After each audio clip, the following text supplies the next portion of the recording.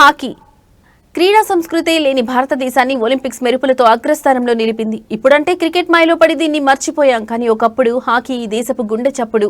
Major Dhyan Chand, Balbir Singh senior, Dhanraj Pillai వంటి దిగ్గజాలను ప్రపంచానికి పరిచయం చేసింది.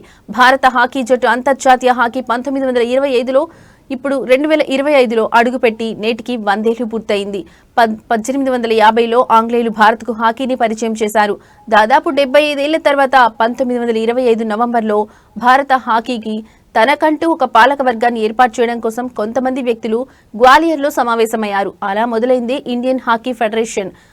ఇందులో సభ్యత్వం పొందిన తొలి దేశం యూరప్. కానీ జట్టు మాత్రం భారత్దే. ఈ హాకీ సమాఖ్య అధికారికంగా ఏర్పడిన తర్వాత భారత హాకీ సత్తా ఏంటో ప్రపంచానికి తెలిసింది.